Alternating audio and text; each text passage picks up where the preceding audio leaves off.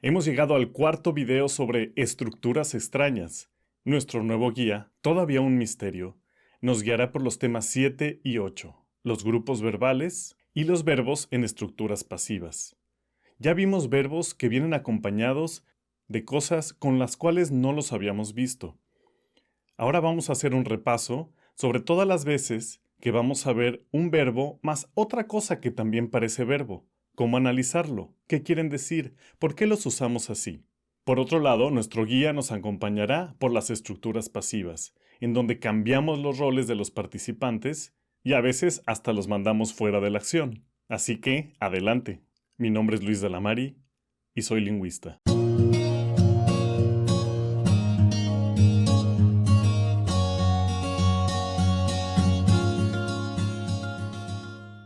Va cantando sus canciones por la calle Enrique. Enrique ahora es nuestro guía a partir del tema 7, los grupos verbales. Ahora, ¿son realmente grupos verbales en el sentido de que los dos verbos estén funcionando activamente o de la misma forma? No. Solo el verbo conjugado, como hemos visto, puede ser núcleo de la predicación. En realidad lo que tenemos aquí son relaciones de verbo y verboide, o verbo y palabra que era verbo, pero ahora es participio o gerundio o está en infinitivo.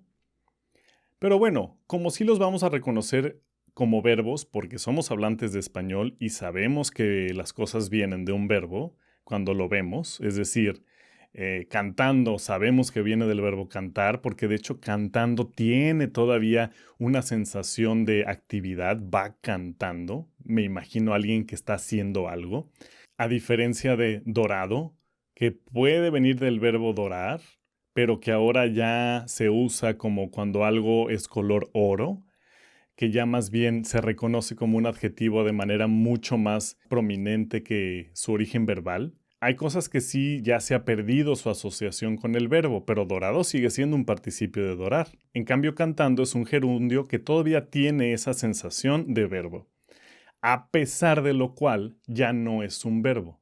Está en gerundio o las cosas que están en participio o en infinitivo. No puede ocupar el núcleo de la predicación. Habiendo aclarado eso, vamos a ver qué ejemplos nos presenta Enrique.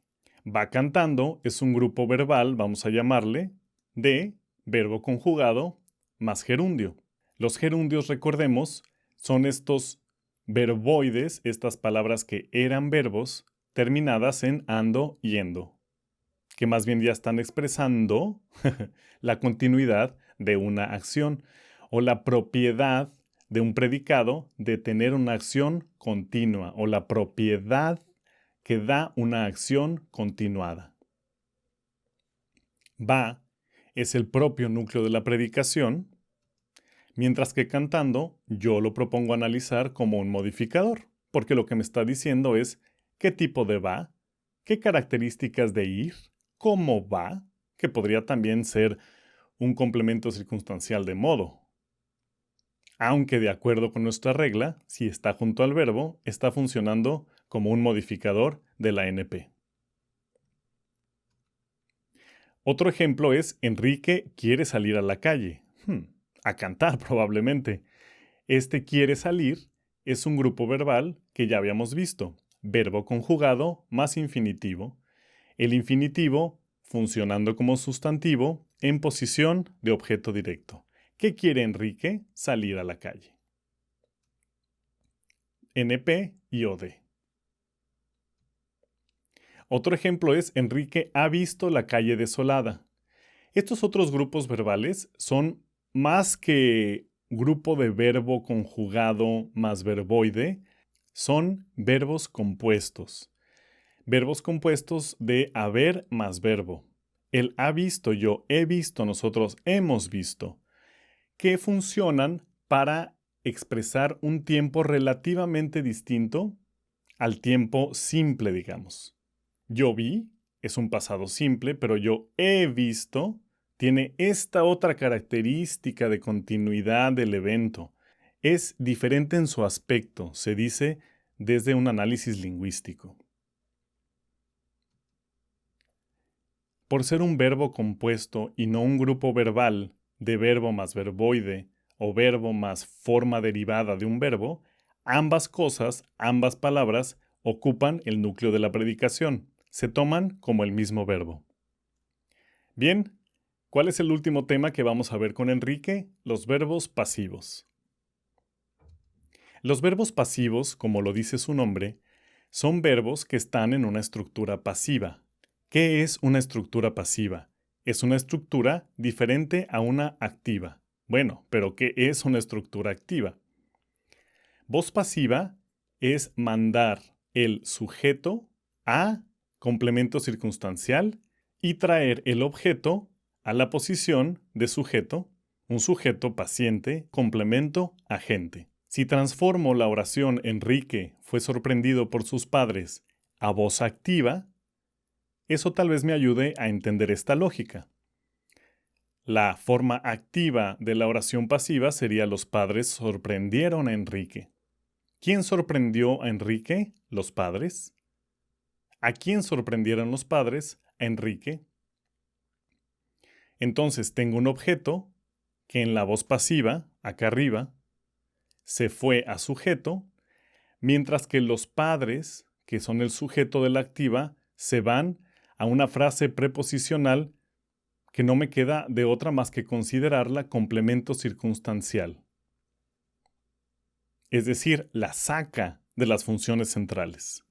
Como puedo ver entonces en el marcador de frase, lo que hago es que tengo Enrique como sujeto, fue sorprendido es otra forma de grupo verbal que voy a considerar como parte del mismo núcleo de la predicación, en el caso de las voces pasivas, y por sus padres es una frase preposicional en posición de complemento circunstancial. En el caso de la versión activa de esta misma oración, podemos ver cómo los padres es el sujeto, sorprendieron es un verbo que es el núcleo de la predicación y no necesita estar compuesto, mientras que ahora a Enrique pues es el objeto directo. Ojo que aquí tengo un objeto directo o estoy proponiendo que es un objeto directo aun cuando es una frase prepositiva. Es un objeto directo diferente al que hemos visto antes. ¿Cómo pruebo que realmente la interpretación es adecuada? Bueno, puedo utilizar la estrategia de la sustitución. Los padres lo sorprendieron y lo refiere a Enrique, ¿sí? Entonces, esa es una buena prueba para saber que sí tengo un objeto directo diferente. Vamos a hacer la nota entonces de que los objetos directos también pueden estar introducidos por preposición. ¿Cuándo? ¿Cómo distingo? Bueno, hacemos la sustitución y con eso aclaramos las cosas. Entonces, ¿cuál es el movimiento de la voz pasiva? Primero que nada, abre la posición de complemento circunstancial a la que manda al sujeto.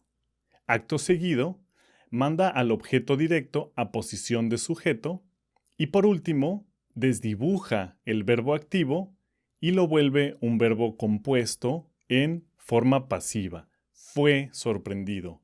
No ellos lo sorprendieron, sino Enrique fue sorprendido. En una posición pasiva. Si quisiera todavía más esconder a Enrique, pasivizarlo más, por decirlo de alguna manera, desde la forma activa de la oración lo puedo borrar por completo. ¿Cómo hago esto? Añadiendo una forma impersonal. Se sorprendieron. Los padres se sorprendieron. ¿De qué? Bueno, yo sé que se sorprendieron de encontrar a Enrique haciendo no sé qué, pero si quiero esconder la razón de su sorpresa, puedo utilizar esta construcción impersonal. Vean, es muy interesante ver estos usos de las construcciones en español que me permiten intuir cuál es la intención del hablante y entonces familiarizarme con el tipo de construcción y por lo tanto con su análisis. Estas son todas las estructuras extrañas que vamos a ver. Aquí un resumen. Primero, vimos con Fingerio todas estas distintas maneras en las que se comporta el objeto indirecto. Cuando parece un sujeto y es el objeto indirecto, cuando parece el objeto directo y es un sujeto, en oraciones del tipo a Juan le gusta el café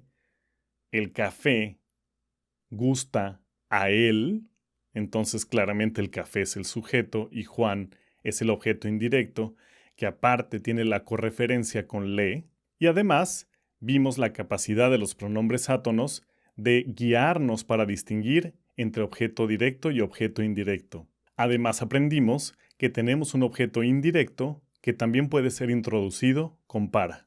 En suma, la sección de Fingerio se trató de objetos indirectos y asociados. Por su parte, Fluffy nos presentó los verbos de régimen prepositivo. Estos verbos que requieren una preposición y que por lo tanto necesitan que abramos en el marcador de frase una nueva posición estructural equivalente a la posición que ocupan los objetos que llamaremos CPP o complemento de régimen prepositivo. Flobo nos invitó a los temas 5 y 6, verbos ser, estar y parecer o verbos copulativos, que en su caso introducen atributos, integran predicados nominales y predicados no verbales, que es lo mismo. En el tema 6 vimos verbos con parejas peculiares, es decir, verbos acompañados por pronombres átonos, verbos acompañados con infinitivos y verbos acompañados por complementos predicativos que en realidad analizamos como modificadores del núcleo de la predicación. Por último, Enrique nos ayudó a entender los verbos casados o grupos verbales, que ya vimos que en realidad son grupos de un verbo más una forma verboide o una forma que era de un verbo y ahora es gerundio o es infinitivo o es participio pasivo o activo.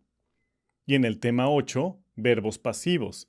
Estos verbos que tienen que volverse compuestos para permitir que haya este movimiento de mandar el sujeto a un oblicuo, a un complemento circunstancial, y el objeto a la posición de sujeto. Hagan sus notas de este resumen de estructuras extrañas. Muchas gracias a nuestros amigos y vamos a ver un poco más sobre este tema.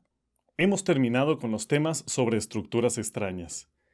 El próximo video pondremos estos conceptos a prueba y trataremos de dimensionar qué nos hace falta para poder analizar cada detalle de un párrafo real sacado de un texto real de un periódico, uno que ya vimos en un video pasado. Nos vemos en el siguiente. Hasta luego.